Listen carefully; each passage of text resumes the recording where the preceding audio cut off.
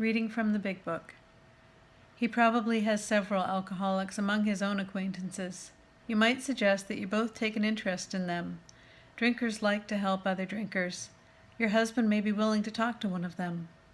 If this kind of approach does not catch your husband's interest, it may be best to drop the subject. But after a friendly talk, your husband will usually revive the topic himself. This may take patient waiting, but it will be worth it. Meanwhile, you might try to help the wife of another serious drinker. If you act upon these principles, your husband may stop or moderate. Suppose, however, that your husband fits the description of number 2.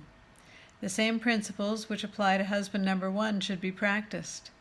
But after his next binge, ask him if he would really like to get over drinking for good. Do not ask that he do it for you or anyone else, just would he like to. The chances are he would. Show him your copy of this book and tell him what you have found out about alcoholism. Show him that as alcoholics, the writers of the book understand. Tell him some of the interesting stories you have read.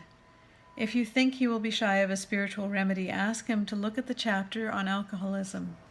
Then perhaps he will be interested enough to continue. If he is enthusiastic, your cooperation will mean a great deal. If he is lukewarm or thinks he is not an alcoholic, we suggest you leave him alone. Avoid urging him to follow our program. The seed has been planted in his mind.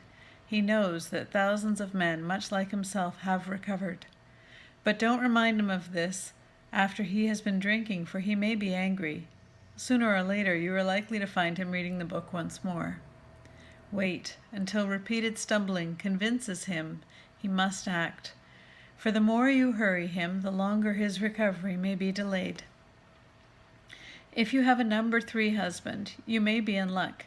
Being certain he wants to stop, you can go to him with this volume as joyfully as though you had struck oil. He may not share your enthusiasm, but he is practically sure to read the book, and he may go to the program at once.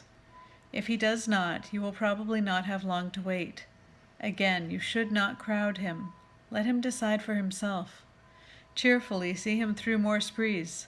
Talk about his condition or this book only when he raises the issue.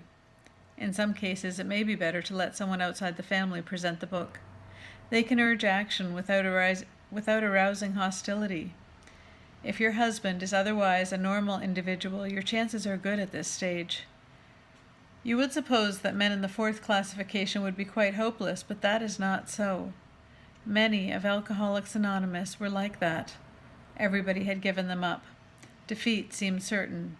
Yet often such men had spectacular and powerful recoveries. There are exceptions.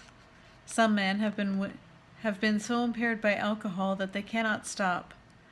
Sometimes there are cases where alcoholism is complicated by other disorders. A good doctor or psychiatrist can tell you whether these complications are serious. In any event, try to have your husband read this book. His reaction may be one of enthusiasm. If he is already committed to an institution but can convince you and your doctor that he means business, give him a chance to try our method, unless the doctor thinks his mental condition too abnormal or dangerous. We make this recommendation with some confidence. For years, we have been working with alcoholics committed to institutions. Since this book was first published, AA has released thousands of alcoholics from asylums and hospitals of every kind. The majority have never returned. The power of God goes deep. You may have the reverse situation on your hands. Perhaps you have a husband who is at large, but who should be committed. Some men cannot or will not get over alcoholism. When they become too dangerous, we think the kind thing is to lock them up, but of course, a good doctor should always be consulted. The wives and children of such men suffer horribly, but not more than the men themselves.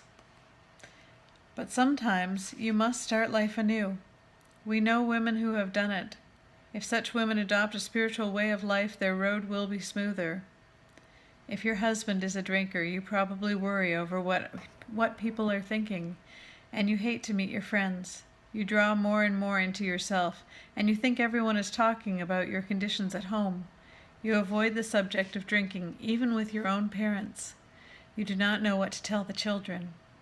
When your husband is bad, you become a trembling recluse, wishing the telephone had never been invented.